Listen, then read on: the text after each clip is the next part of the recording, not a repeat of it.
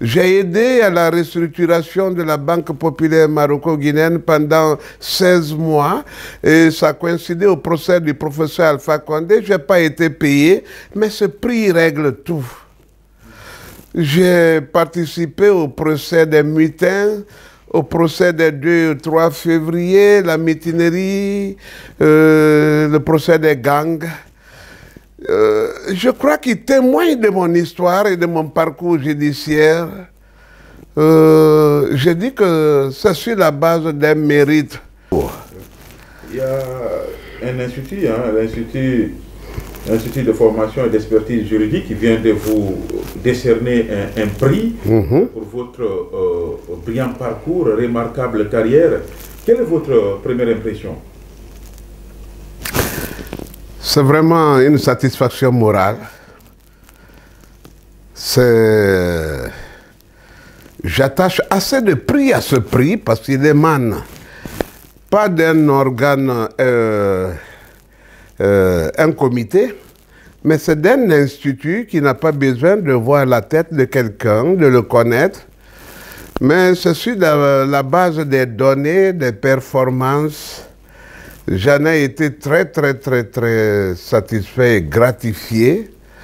Ça m'a été donné au milieu de beaucoup de solennité du secrétaire général de la chancellerie de l'Ordre national des mérites, du grand professeur constitutionnaliste et ancien président de la Cour constitutionnelle de Dakar, du département de la justice, des huissiers, des notaires, de toutes les professions, toutes les carrières judiciaires, et au milieu surtout de beaucoup d'étudiants.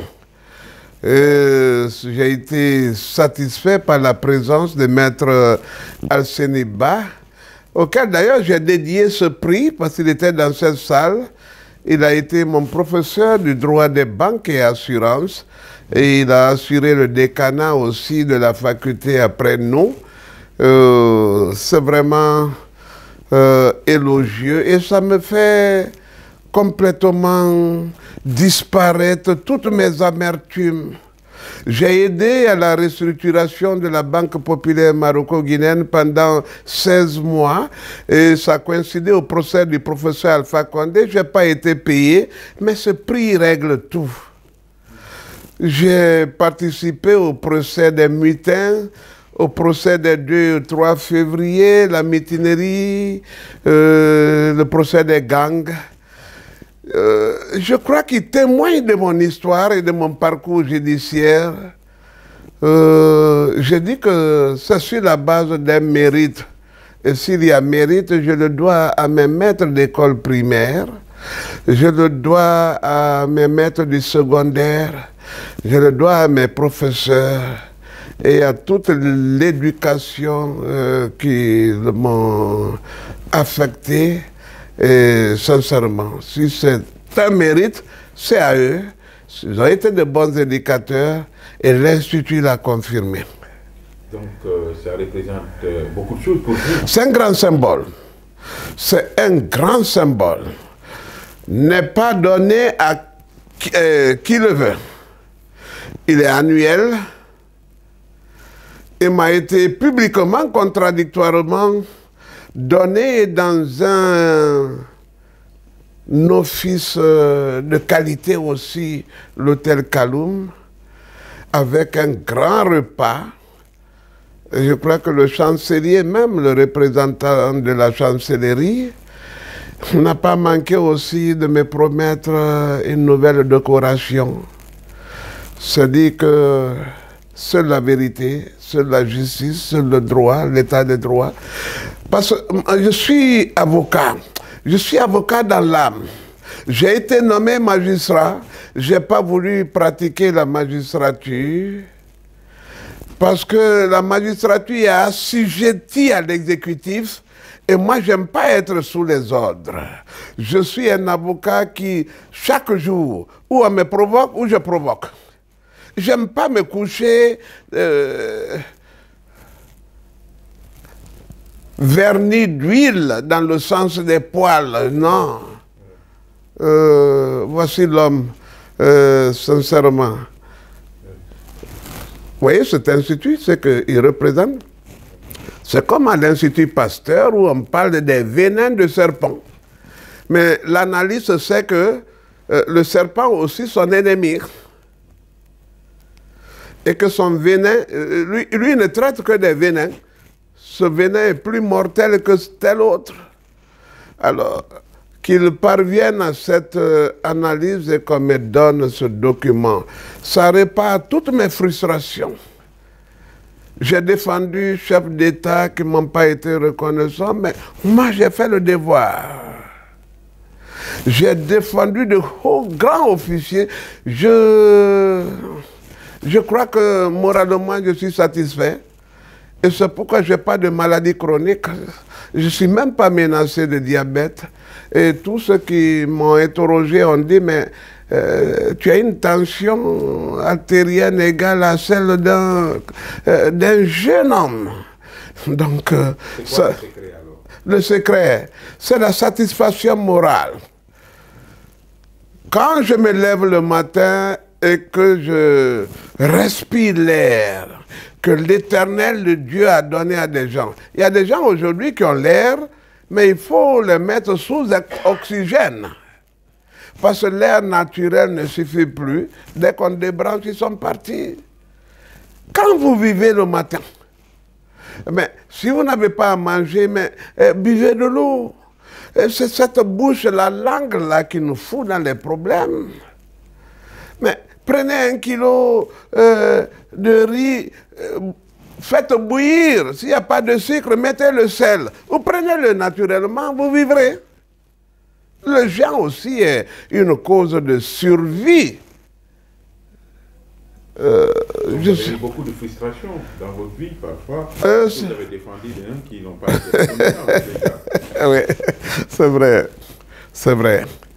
Et c'est vrai. Et quel est le cas le plus illustratif? Puisque les gens vivent, je ne veux pas les mettre à mal avec la société. Je ne veux pas gâter leur chance, leur carrière. Laissons Dieu rétribuer qu'il veut et de la manière qu'il veut. Oui, c'est ça. Quel est votre temps favori quand vous n'avez pas de choses à faire?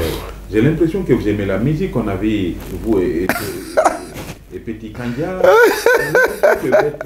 Paul Yombo, il aime la musique. Mais pourquoi vous interrogez trop ma vie comme ça? Oui, c'est vrai. On m'a prescrit un repos médical, un repos intellectuel et physique. On m'a dit que je suis trop saturé. Vous voyez, le procès du 28 septembre, plus de 3000 pages. J'ai lu tout.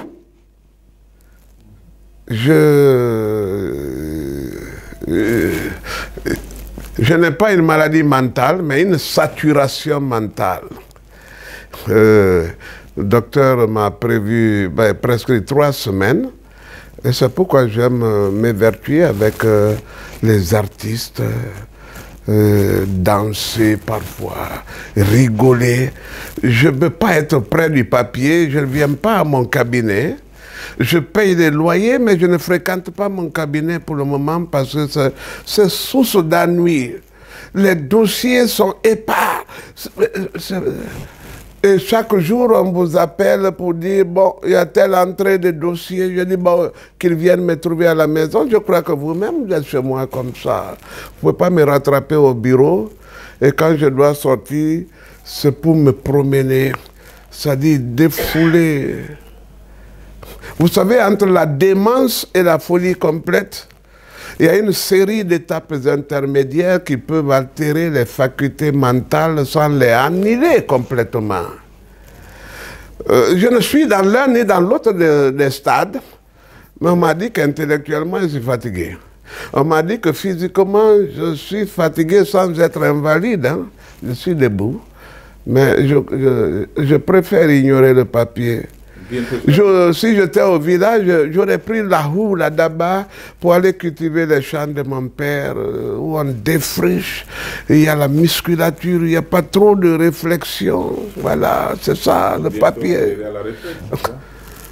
Oh, la retraite. La retraite.